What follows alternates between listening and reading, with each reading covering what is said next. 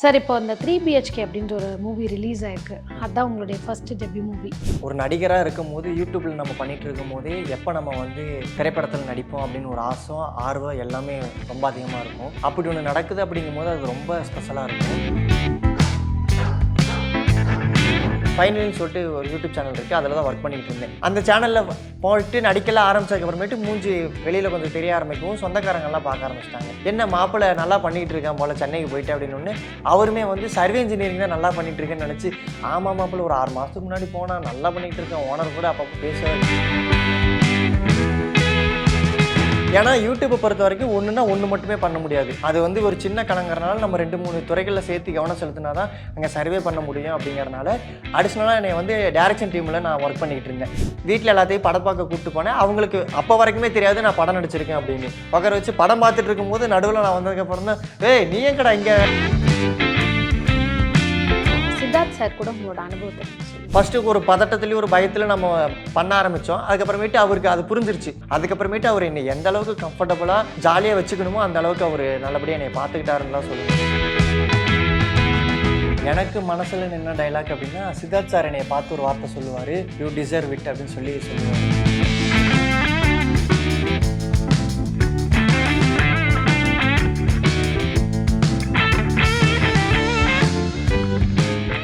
IBN நேயர்களுக்கு வணக்கம்.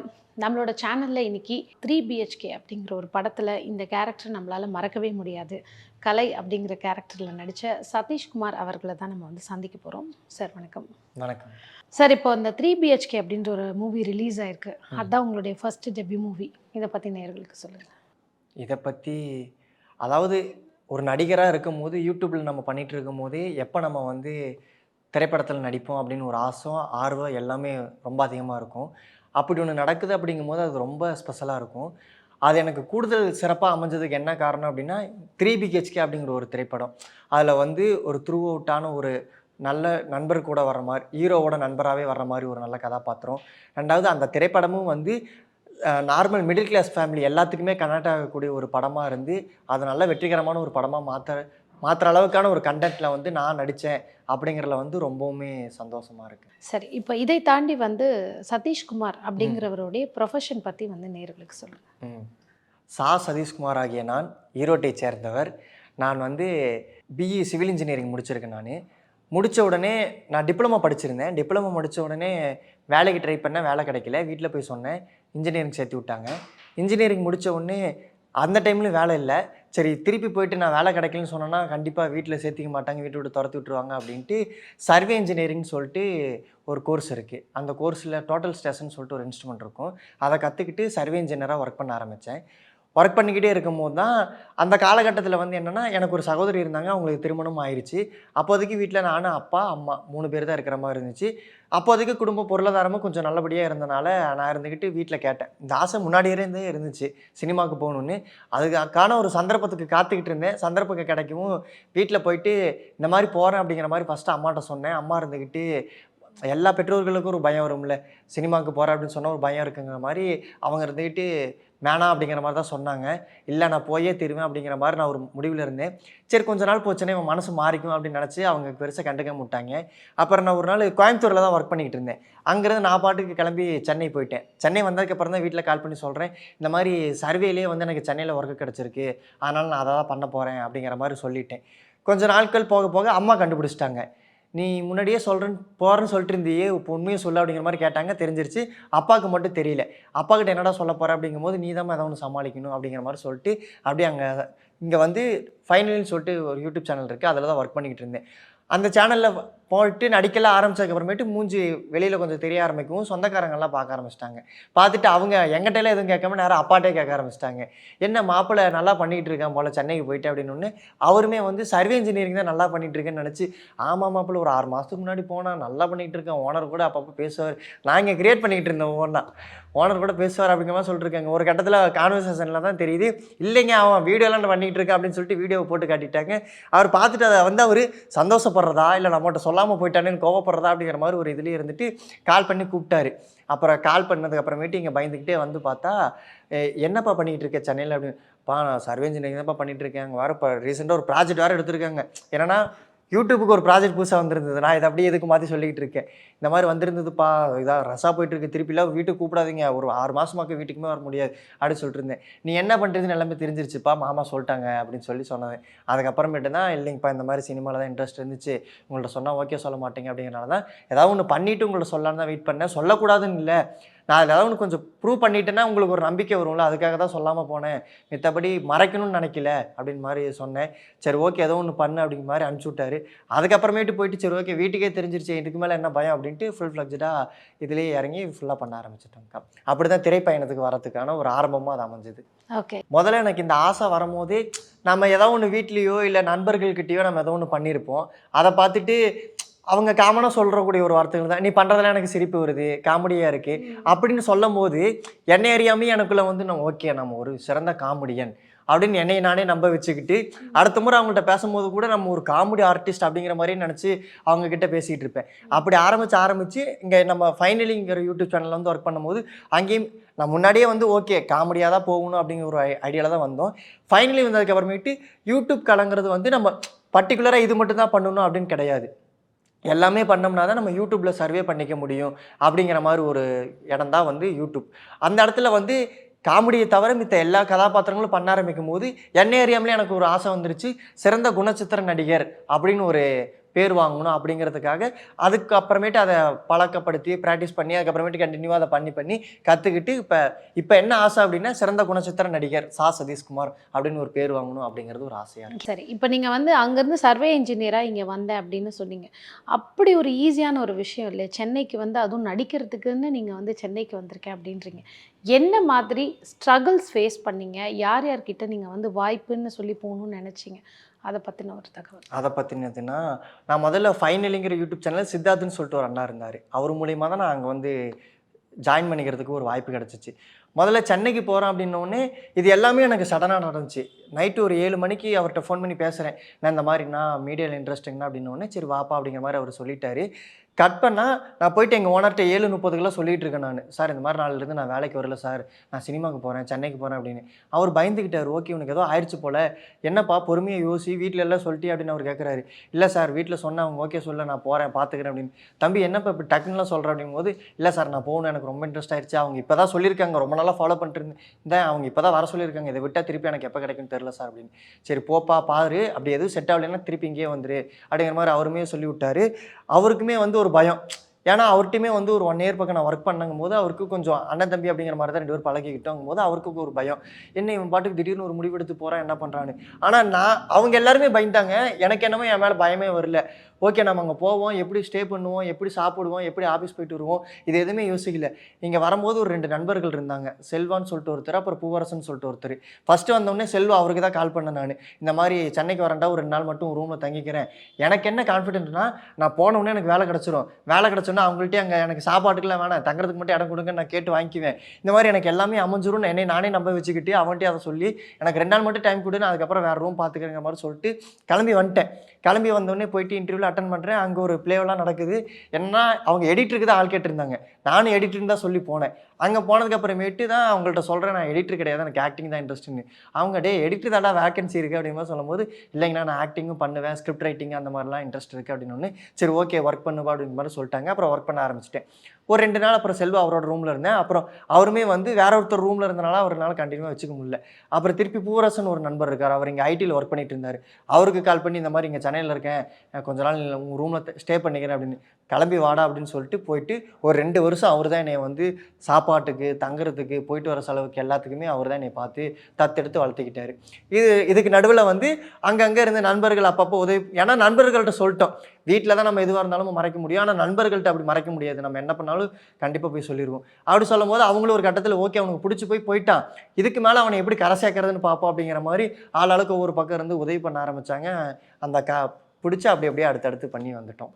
சரி, உங்களை ஃபஸ்ட்டு நீங்கள் வந்து எடிட்டர்னு போயிட்டீங்க, சரி நடிக்க தெரியும் அப்படின்ட்டீங்க, ஏதாவது நடிச்சு காட்டு அப்படின்னு சொல்லியிருப்பாங்க இல்லையா?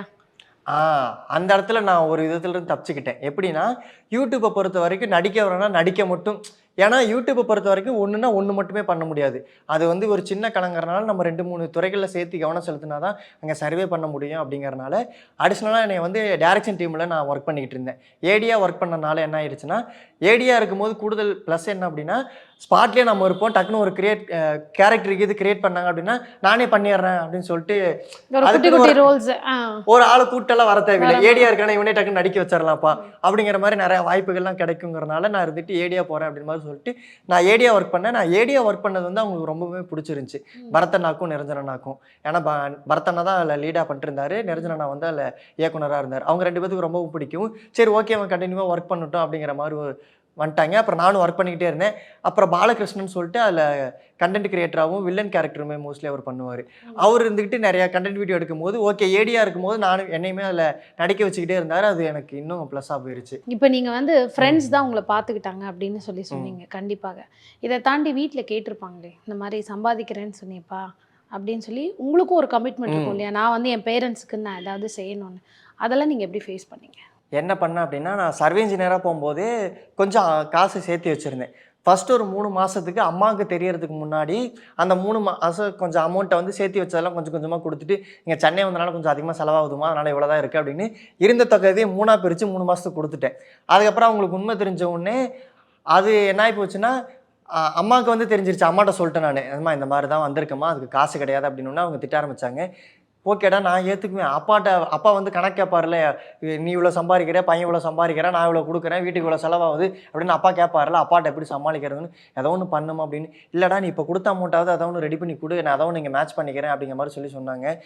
நீ கொஞ்சமாகவே கொடு, நான் நிறையா கொடுத்த மாதிரி சொல்லிவிட்டு அதாச்சு அந்த செலவாச்சு இந்த செலவாச்சுன்னு அதை ஒன்று மேட்ச் பண்ணிக்கிறேன். ஏன்னா பொருளாதாரத்தை நிர்வாகம் பண்ணுறவங்களுக்கு தெரியுமில்ல எங்கெங்கே என்னென்ன பண்ணணும்னு. அதனால் அவங்க மேட்ச் பண்ணிக்கிறேன் அப்படின்னாங்க. வழக்கம் போல் நண்பர்கள்ட்ட தான் வந்து இந்த ட்ராகன்னு நம்ம ஒரு படம் பார்த்துருப்போம். நண்பர்கள்ட்ட எல்லாமே வாங்கி எப்படி காசு கொடுத்தாங்களோ அதே மாதிரி எனக்கு வந்து உணவு ஒருத்தர் பார்த்துக்கிட்டாங்க, உடை ஒருத்தவங்க பார்த்துக்கிட்டு. இப்போ ஷூட்டுக்கெல்லாம் நடிக்க போவோம், ஒரே டிஷர்ட்டை போட்டு போவேன். அப்போ நண்பன் கதிர்வேல்னு சொல்லிட்டு ஒருத்தர் இருக்கார். அவர் தான் காஸ்டியூம்லாம் கொடுப்பாரு. ஏன்னா அவர் துணி கடை வச்சுருக்காருங்கிறனால ஊருக்கு போகும்போது அவர் தான் இந்த மாதிரி ஒரு 4-5 ட்ரெஸ் எடுத்து கொடுத்து இன்னாட அதை போட்டு போய் பண்ணு அப்படி மாதிரி அனுப்பிவிடு. அந்த மாதிரி ஒவ்வொரு துறைக்கும் நான் ஒவ்வொரு நண்பர்கள் வச்சுக்கிட்டேன். இவங்க கிட்ட இருந்து பொருளாதாரம் வாங்கணும், இவங்க கிட்ட இருந்து உடை வாங்கிக்கணும், இவங்க கிட்ட இருந்து உணவுக்கு ரெடி பண்ணிக்கணும். அந்த மாதிரி ஒவ்வொரு துறைக்கும் ஒவ்வொரு நண்பர்களை வச்சுருந்தேன். அவங்க ஒவ்வொருத்தவங்களும் ஹெல்ப் பண்ணிக்கிட்டே இருந்தாங்க. எத்தனை வருஷமா இந்த யூடியூப் சேனலில் நடிச்சிட்டு இருக்கீங்க? கடந்த ஒரு 6 வருஷமாகவே அதில் இப்போ வரைக்குமே யூடியூப் சேனலில் பண்ணிட்டு தான் இருக்கோம். மூவிக்கு பண்ணணுன்னு, அதாவது நாங்கள் ஃபைனல் டீமே இப்போ ஒரு படம் பண்ணிகிட்டு இருக்கோம். அந்த படம் பண்ணலான்ட்டு எல்லோரும் வெளியில் வரும்போது அதுக்கப்புறம் சரி ஓகே யூடியூப்பில் கொஞ்சம் கம்மி பண்ணிவிட்டு திரைத்துறைக்கு அதிகமாக முக்கியத்துவம் கொடுப்போன்ட்டு இயக்குனர் ஆஃபீஸ் போகிறது, ஆடிஷன் அட்டன் பண்ணுறது, அந்த மாதிரி நிறையா விஷயங்கள் இப்போ கூடுதலாக பண்ணிகிட்டு இருக்குங்கிறனால யூடியூப் கொஞ்சம் கம்மி பண்ணிக்கிட்டு அதை பண்ணிக்கிட்டு இருக்கோம். ஓகே, 6 வருஷமாக நீங்கள் ஸ்ட்ரகிள் பண்ணிட்டு இருக்கீங்க.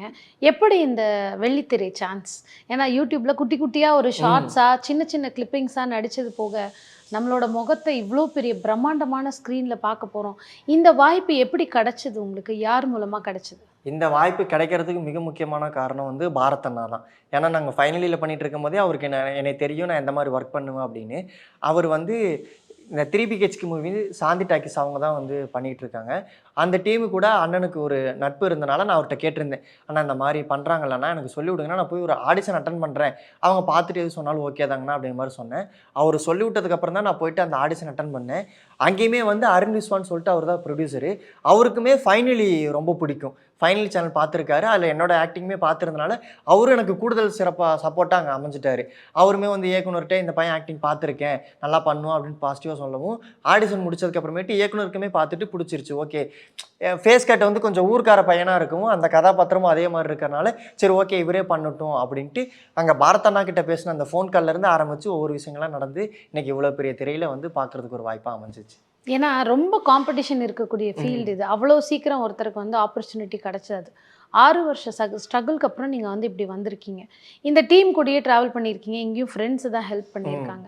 இதை வந்து உங்கள் பேரண்ட்ஸோட இந்த படத்தை நீங்கள் ப்ரிவ்யூ பார்க்க போனீங்களா, இல்லை ஸ்ட்ரெயிட்டாக தேட்டருக்கு தான் போனீங்களா? அந்த அனுபவம் பற்றி சொல்லுங்கள். எப்படி ரெக்கக்னைஸ் பண்ணாங்களா பீப்புளெலாம் உங்களை? எப்படி ஃபீல் பண்ணீங்க? என்னென்னா நானே வந்து படம் பார்க்காம தான் இருந்தேன். ஏன்னா நமக்கு நடுவில் டப்பிங் மட்டும் தான் இருக்கும், அந்த போர்ஷன் மட்டும் தான் பார்க்க முடிஞ்சுது. அதுக்கப்புறமேட்டு படத்தில் நான் எவ்வளோ வரேன்னு எனக்கு தெரியாது. ஏன்னா நமக்கு பேசிக்காக தெரியும்ல, நம்மளை நிறைய எடுத்திருப்பாங்க, சில நேரங்களில் கட் பண்ணி எடிட்டில் கம்மியாகிறது கூட வாய்ப்பு இருக்குங்க. எனக்குள்ள ஒரு பயம் இருந்துச்சு. நான் நிறைய பேர்த்து கூட சொல்லல. ஏன்னா நம்ம எந்த அளவுக்கு வருவோம்னு தெரியாம சும்மா 1 சீன் 2 சீன் வர்றதுக்கு போறதுக்கு நம்ம வந்து பிரம்மாண்டமா சொல்லிக்கிட்டு, இதுக்கு தான் நீ இவ்வளோ நேரம் சொல்லிக்கிட்டு இருந்தியா அப்படிங்கிற மாரி ஆயிரக்கூடாதுங்கிறனால அமைதியாவே இருந்தேன். கரெக்ட்டா படம் ரிலீஸ்க்கு முந்தின நாள் ப்ரிவ்யூ மாரி போட்டிருந்தாங்க. போய் ப்ரிவ்யூ பார்த்ததுக்கப்புறம் தெரிஞ்சிருச்சு. ஓகே நம்ம இந்த அளவுக்கு வரோம் அப்படின்னு தெரிஞ்சதுக்கு அப்புறமேட்டு கரெக்ட்டா படம் ரிலீஸ் அன்னைக்கு எனக்கு ஷூட் இருந்தனால அந்த அன்னைக்கு கூட்டு போக முடியல. கரெக்ட்டா ஒரு 2 நாள் ஷூட் இருந்துச்சு. முடிச்சுட்டு வீட்டுக்கு கூட்டு போயிட்டு வீட்ல எல்லாத்தையும் படம் பார்க்க கூட்டு போனேன். அவங்களுக்கு அப்ப வரைக்குமே தெரியாது நான் படம் நடிச்சிருக்கேன் அப்படின்னு. எங்க ஈரோட்லயா சென்னையிலயா? ஈரோட்ல. அவங்க ஈரோட்ல இருக்காங்க. நான் ஷூட் முடிச்சுட்டு ஈரோடு போயிட்டு அவங்கள தியேட்டருக்கு கூட்டு போனேன் படம் பார்க்கலான்னு. அப்ப வரைக்குமே அவங்களுக்கு தெரியாது நீங்க அதுல நடிச்சிருக்கேன் நடிச்சிருக்கீங்க. அப்படின்னு. ஏன்னா போஸ்டர் எல்லாமே வந்து நம்ம அவங்க ஃபேமிலி ஃபோட்டோஸ் தான் இருக்கும் அப்படிங்கிறனால என் ஃபோட்டோஸ் இல்லாதனால அது எனக்கு கூடுதல் சிறப்பாக அமைஞ்சிருச்சு. ஒருவேளை ஃபோட்டோஸ் இருந்திருந்தா கூட என்னடா உன் ஃபோட்டோலாம் ஒட்டியிருக்காங்கன்னு கூட ஒரு கொஸ்டின் வந்திருக்கும். அந்த மாதிரி கொஸ்டின் எதுவுமே வரல.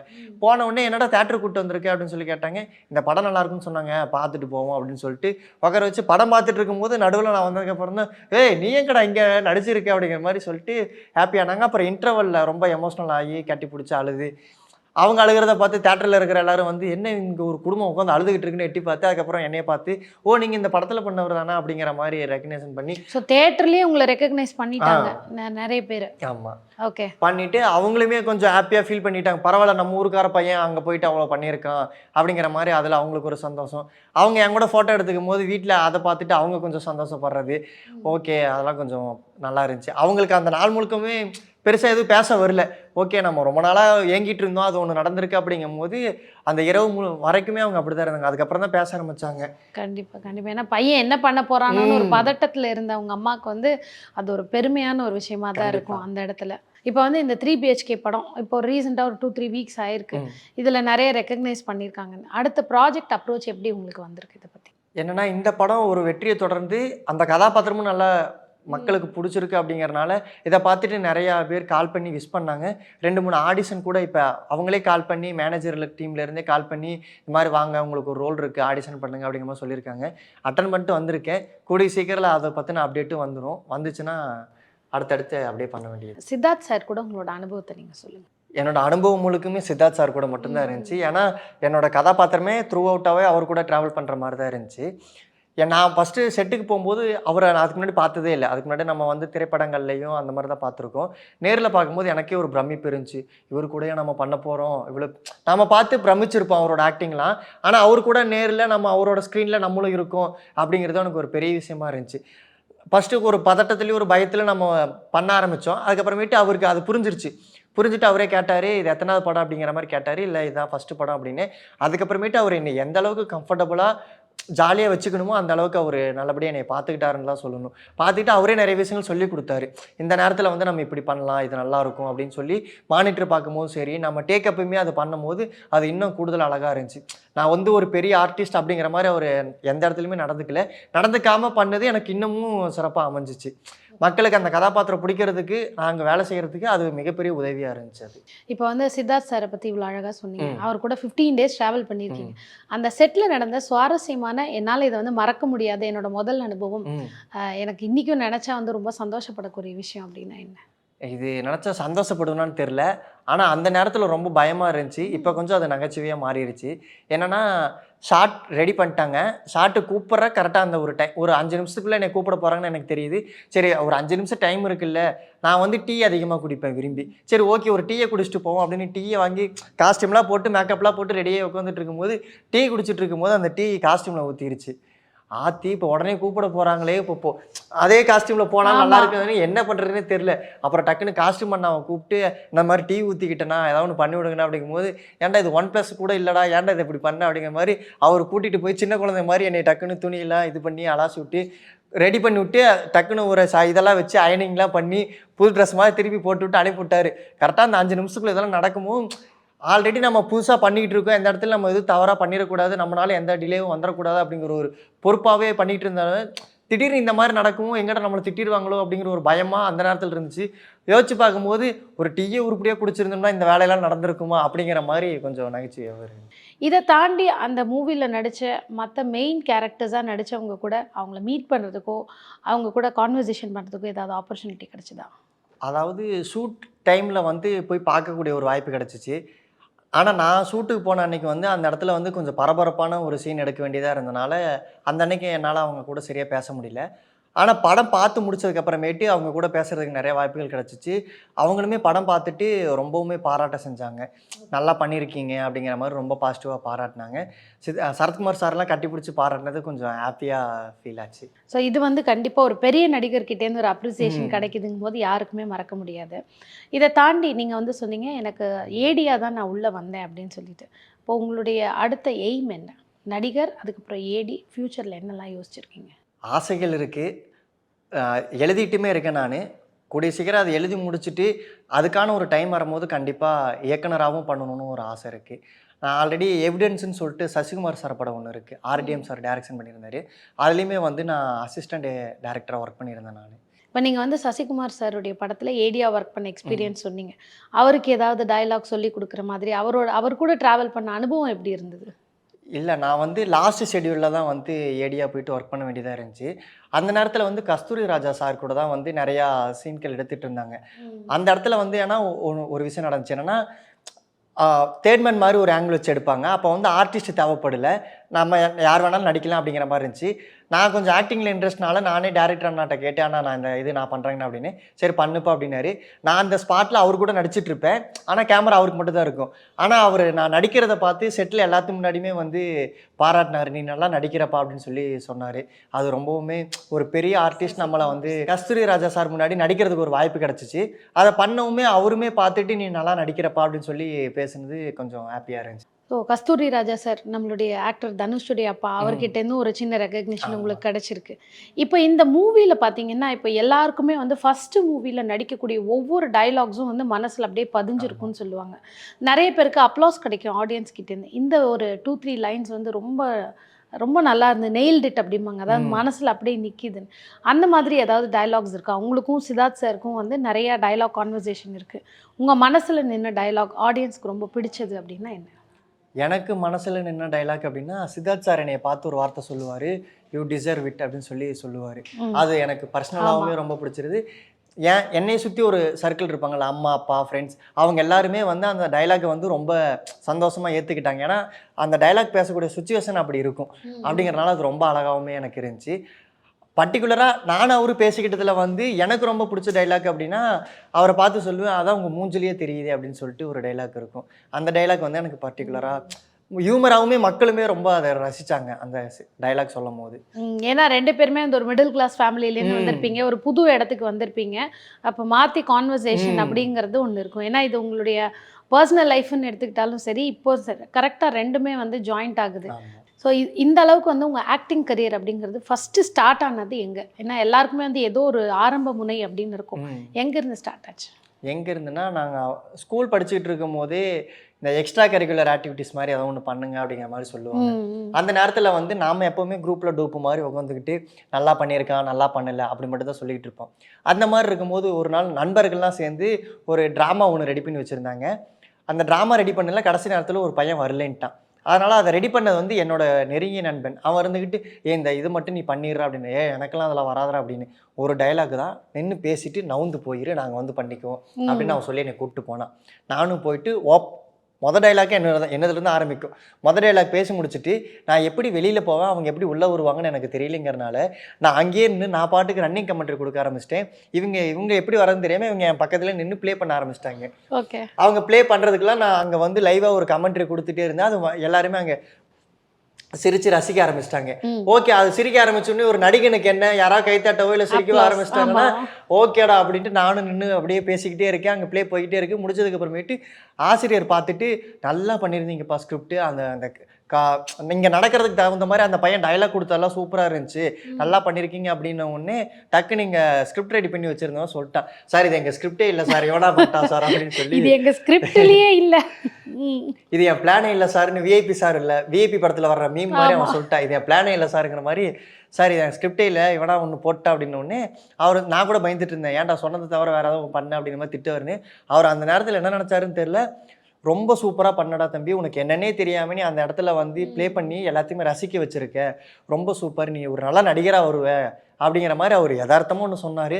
அந்த அன்னைக்கு அந்த ஆசை வர ஆரம்பிச்சிச்சு. அதுக்கப்புறம் கொஞ்சம் நாள் இருந்துச்சு. அதுக்கப்புறமேட்டு காலப்போக்கில் நம்ம மிடில் கிளாஸ்னால் நிறையா இருக்கும்ல, வேலைக்கு போகணும், நல்லா படிக்கணும், அந்த மாதிரியே ஓடிக்கிட்டு இருந்துச்சு. 12th முடிச்சுட்டு அந்த ஆசைகள் லைட்டாக வர ஆரம்பிச்சிச்சு. என்னன்னா நம்ம தான் 12th மார்க் கம்மியாச்சே. மார்க் கம்மியாச்சுன்னா நான் ஆகணும், வீட்டில் போய் நிராத பாயா நின்றணும். அந்த மாதிரி நின்ன உடனே நீங்கள் எது படிக்க சொல்கிறீங்களோ நான் படிக்கிறேன், நீங்கள் என்ன சொல்கிறீங்களோ நான் பண்ணுறேன் அப்படின்னு நின்றுட்டேன். அவங்க இன்ஜினியரிங் சேர்த்து விட்டாங்க. இன்ஜினியரிங் படிச்சுட்டு சரி அவங்க படிக்க வச்சாங்க அப்படிங்கிறதுக்காக அவங்க ஆசைக்காக சர்வே இன்ஜினியரிங் ஒர்க்கும் போயாச்சு. அதுக்கப்புறமேட்டு ஓகே இப்போ நம்ம போய் நம்ம ஆசையை கேட்போம் அப்படின்ட்டு அங்கேருந்து ஆரம்பித்து அப்படியே அங்கே சென்னை வந்து அப்படியே ஆரம்பிச்சிருச்சு பயணம். உங்க கூட இன்ஜினியரிங் படிச்சவங்க இப்போ ஒரு ட்ராக்ல போய் அவங்க வேற ஒரு அப்ரோச்ல இருப்பாங்க. இப்போ நீங்க வந்து சினிமால வந்திருக்கீங்க. உங்களுடைய கரியர் லெவல் நீங்க என்னைக்காவது யோசிச்சிருக்கீங்களா? நான் ஒரு இன்ஜினியரா போயிருந்தா நான் இந்த அளவுக்கு ரீச் ஆயிருப்பேன், நான் இப்போ சினிமால இருக்கேன், இந்த மாதிரி ஏதாவது ஒரு டிஃபரன்ஸ் நீங்க உங்க மைண்ட்ல தாட் பண்ணது உண்டா? அது கண்டிப்பாக வரும். ஆனால் அப்படி வரும்போதெல்லாமே என் நண்பர்கள் வந்து நான் யோசிக்கிறது எப்படி தான் அவனுக்கு தெரியுமோ தெரில, நான் ஏதாவது கொஞ்சம் டவுன் ஆகுறங்கிற டைமில் அவங்களே ஏதோ ஒன்று யதார்த்தமாக கால் பண்ணுவாங்க, பேசுவாங்க. பேசிகிட்டு இருக்கும்போது அவங்க சைடில் இருக்கிற பாசிட்டிவ் சொன்னால் நான் எச்சா ஃபீல் பண்ணுவேன்ட்டு என்னை வந்து பூஸ்டப் பண்ணுறதுக்காக அவங்க வந்து எங்கேயுமே இப்படி தாண்டா போய்கிட்டு இருக்கு, அப்படி தாண்டா போயிட்டு அவனுங்க அவங்களோட கஷ்டத்தை சொல்லும் போது கஷ்டத்தை சொல்லிக்கிட்டு ரெண்டாவது என்னையும் மோட்டிவேட் பண்ணுவானுங்க. பரவாயில்ல நீயாவது பிடிச்ச துறைக்கு போயிட்ட, நல்லா பண்ணு, எப்படியாவது ஒன்று வந்துரு, நாங்கள் இங்கே பார்த்துக்குறோம் அப்படிங்கிற மாதிரி அவங்க மோட்டிவேட் பண்ண ஆரம்பிக்கவும் எனக்கு அந்த மாதிரி எண்ணங்கள் வர ஆரம்பிக்கல. ஓகே அவங்கெல்லாம் நமக்கு சப்போர்ட்டிவாக இருக்காங்க, நம்ம இன்னும் அடுத்த கட்டத்துக்கு போயிடணும் அப்படிங்கிற, இன்னும் வேகமாக ஓடணும் அப்படிங்கிற ஒரு எண்ணம் தான் வர ஆரம்பிச்சது. ஓகே, இப்போ நீங்கள் வந்து ஒரு மூவி பண்ணிட்டீங்க, ஒரு ரெகக்னிஷன் கிடச்சிது. இப்போ உங்கள் சர்வைவலுக்கு அடுத்து என்ன பண்ணிட்டு இருக்கீங்க? ஏன்னா இப்போ நம்ம தங்கணும், திருப்பி அதே மாதிரி தான் ஃப்ரெண்ட்ஸோட இதில் இருக்கீங்களா, இல்லாட்டி உங்களுடைய வருமானம் அப்படிங்கிறத இப்போ என்ன மாதிரி வேறு ஏதாவது திரும்ப வந்து ஒரு சின்ன சின்ன ரோல்ஸ் பண்ணுறீங்களா, இல்லை வேறு என்ன மாதிரி பண்ணிட்டு இருக்கீங்க? இப்போதைக்கு ஆதித்யா சேனலில் பண்ணிட்டு இருக்கோம் நாங்கள். ஓகே, முன்னாடி இருந்தே அது ஒரு 3 வருடமாகவே பண்ணிக்கிட்டு இருக்கோம். அதை தொடர்ந்துக்கிட்டே தான் இருக்குது. அது மட்டும் இல்லாமல் யூடியூப் சேனலில் வந்து ஃப்ரீலான்சராக அந்த மாதிரி பண்ணிக்கிட்டு இருக்கோம். இப்போதைக்கு சர்வேவிலுக்கு போய்கிட்டு இருக்கு. அடுத்தடுத்து பண்ணும் போது இன்னமும் நல்லா வந்துடும் அப்படிங்கிற ஒரு நம்பிக்கையில் அப்படியே ஓடிக்கிட்டு இருக்கோம். கண்டிப்பாக. அடுத்ததாக சதீஷ் நாங்கள் பிக் ஸ்க்ரீனில் என்ன மூவி என்ன ப்ராஜெக்டில் பார்க்கலாம்? மிஸ்டர் பாரத்னு சொல்லிட்டு எங்கள் ஃபைனல் டீமே நாங்கள் ஒரு படம் பண்ணியிருக்கோம். அந்த படத்தில் கண்டிப்பாக பார்க்கலாம். இப்போ வந்து நிறைய பார்த்துட்டு இருக்க பெண்களுக்கெல்லாம் என்ன தோணும்னா, ஊர்க்கார பையன் ஊர்லேருந்து வந்து இங்கே டெவலப் ஆகிட்டான், இவர் சிங்கிளாக கமிட்டடா, இது பற்றி கண்டிப்பாக ஒரு தகவல் வேணும். அதாவது நாளை மணி எனக்கு எங்கள் வீட்டில் பொண்ணு பார்க்கும்போது அவங்க அதாவது 1000 போய் சொல்லி ஒரு கல்யாணம் பண்ணிக்கலாம் அப்படின்னு முடிவு பண்ணியிருந்திருப்பாங்க. அவங்க சொல்கிறதுக்கு முன்னாடியே அந்த பெண்கள்லாம் இந்த இன்டர்வியூ பார்த்துட்டு உங்கள் பையன் உங்களுக்கு முன்னாடியே எல்லாமே சொல்லிட்டான் அப்படிங்கிற மாதிரி என்னை மாட்டிவிட போகிறீங்க. கண்டிப்பாக இப்போ போயிட்டு இருக்கிற ஃபாஸ்ட் ஜென்ரேஷனில் அப்டேட்டடாக இருக்கணும்ல நம்மளும். எல்லாத்து வாழ்க்கையிலுமே ஒன்று இருக்க தானே செய்யும். அந்த மாதிரி என் வாழ்க்கையிலும் ஒருத்தங்க இருந்தாங்க. அப்புறம் காலம் சூழ்நிலை காரணமாக அவங்க பிரிந்து போக வேண்டிய நிலைமை வந்துச்சு. அவங்க போயிட்டாங்க. அப்புறம் அதுக்கப்புறமேட்டு நம்ம ஓகே, முன்னாடி ஒரு கமிட்மெண்ட் இருந்திருந்தா கூட நமக்கு ஒரு பயம் இருந்திருக்கும், நம்ம இதில் வராமல் கூட போயிருந்துருக்கலாம். இப்போ கமிட்மெண்ட் எதுவும் இல்லாததுனால சரி ஓகே நமக்கு பிடிச்சதை நம்ம பண்ணுவோமே அப்படின்ட்டு தைரியமாக சினிமாவில் இறங்குறதுக்கு அப்படி நான் நடந்தது இப்படி ஒரு பெரிய காரணமாக இருந்தது. ஒரு வகையில் சந்தோஷமாக இருக்குதுன்னு நினச்சிக்கலாம். இப்போ ஃபைனலாக என்ன நாங்கள் கேட்கணும் அப்படின்னு பார்க்குறோன்னா, உங்களை மாதிரி ஊர்லேருந்து சின்ன வயசுலேருந்து ஆக்டிங் தான் என்னோட பேஷன் அப்படின்னு இங்கே வந்து சர்வை பண்ணணும்னு நினைக்கிற அந்த யங்ஸ்டர்ஸ்க்கு நீங்கள் என்ன சொல்ல விரும்புகிறீங்க? உங்கள் ஓன் அனுபவத்துலேருந்து என்ன சொல்லணும்னு நினைக்கிறீங்க? ஆக்டிங் மட்டும் இல்லாமல் காமனாகவே சொல்லிடுறேன் நான். ஏன்னா ஆக்டிங் அப்படிங்கும்போது ஒவ்வொரு துறைக்கும் அது சம்மந்தமாக மாறிக்கிட்டே இருக்கும். ஆனால் நான் இப்போ காமனாக ஒரு விஷயம் சொல்லிட்டேன்னா ஒருவேளை அவங்களுக்கு ஏதாவது யூஸ் ஆச்சுன்னா அதை எடுத்துக்குவாங்கல்ல. இப்போ இருக்கிற நிறைய இளைஞர்கள் வந்து நம்ம வந்து ஒரு இடத்துல ஒர்க் பண்ணாமல் நம்ம ஒரு அடையாளமாக இருக்கணும் அப்படின்னு நினச்சி எல்லாருமே ஆசைப்பட்றாங்க. அவங்க எல்லாத்துக்குமே நான் அனுபவத்தில் என்ன கற்றுக்கிட்டேன் அப்படின்னா, நம்ம ஒரு விஷயத்துக்கு ஆசைப்பட்டு வரும்போது ஆரம்பத்தில் எல்லாருமே கொஞ்சம் எதிர்க்க தான் செய்வாங்க. ஆனால் நம்ம அந்த விஷயத்துக்கு வந்து தெளிவாகவும் பொறுமையாகவும் ஆர்வமாகவும் நம்ம வேலை செஞ்சோம் அப்படின்னா கண்டிப்பாக அது நடக்கும். அது நடக்க ஆரம்பிக்கும் போது அந்த எதிர்த்து எல்லாருமே வந்து ஓகேப்பா நம்ம பையன் ஏதோ ஒன்று பண்ணிடுவான் அப்படின்னு அவங்களே சப்போர்ட் பண்ண ஆரம்பிச்சிருவாங்க. அதனால் எந்த ஒரு விஷயத்துக்கும் ஆரம்பத்தில் பயப்படாமல் நீங்கள் எடுத்த முடிவை தெளிவாக திட்டமிட்டு அதை வந்து எடுத்த உடனே அது நடந்துராது. கொஞ்சம் காலங்கள் போகும். அந்த கன்சிடென்சியோடு கொடுத்து நீங்கள் ஒரு விஷயத்தை பண்ணும்போது கண்டிப்பாக அதுக்கான உங்களுக்கு ரிசல்ட் கிடைக்கும் அப்படிங்கிறத வந்து என் அனுபவத்தில் நான் கற்றுக்கிட்டேன். என்னென்னா நாள் சென்னைக்கு வரும்போதே படம் நடிச்சிருவேன் அப்படின்னு நினச்சிருந்தா நடந்திருக்காது. அப்போயுமே வீட்டில் பயந்துட்டு இருந்தாங்க. உறவினர் எல்லாருமே இவன் எதுக்கு படித்து முடிச்சுட்டு இன்ஜினியரிங் படிச்சிருக்கான், அதை போய் என் சினிமாவில் வேலை செய்கிறான்னு கேட்டுக்கிட்டு இருந்திருப்பாங்க. ஆனால் இன்றைக்கி நம்ம ஒரு படம் பண்ணியிருக்கோம், 7 வருடங்கள் ஆயிருக்கு. அந்த 7 வருடங்களில் வந்து இல்லைப்பா கிடைக்காது நம்ம போயிடலாம் அப்படின்னு நினைக்காம எனக்காவது ஒரு நாள் நடக்கும், அதுக்கு இன்றைக்கி ஓடுவோம் அப்படின்னு ஓடுனால தான் இன்றைக்கி இப்படி ஒன்று கிடச்சிருக்கு. ஆனால் இதுக்கப்புறமேட்டு அவங்க இதுக்கு மேலே நான் கீழே போனால் கூட அவங்க என்னை தூக்கி விடுவாங்க. அதான் ஒரு படம் பண்ணிட்டு இன்னொரு 4 படம் பண்ணிடலாம் போ அப்படின்னு சொல்லி அவங்க மோட்டிவேட் பண்ணுவாங்க. அதனால் நம்மளோட ஒரு சின்ன வெற்றி நமக்கு பெரிய வெற்றி கிடைக்கிறதுக்காக ஒரு வாய்ப்பாக கூட மாறும். நல்ல ஒரு மோட்டிவேஷனாக இருந்தது, சுவாரஸ்யமாக இருந்தது. அடுத்து வரக்கூடிய ஃபிலிம் வந்து உங்களுக்கு நல்லா சக்ஸஸ்ஃபுல்லாக இருக்கணும். இன்னும் அடுத்தடுத்து நிறைய ப்ராஜெக்ட்ஸ் நீங்கள் சைன் பண்ணணும், சீக்கிரமே கமிட்டட் ஆகணும் அப்படிங்கிறது தான் எங்களோட ஆசை. Thank you so much. கண்டிப்பாக நன்றி. உங்களுக்கும் நன்றி.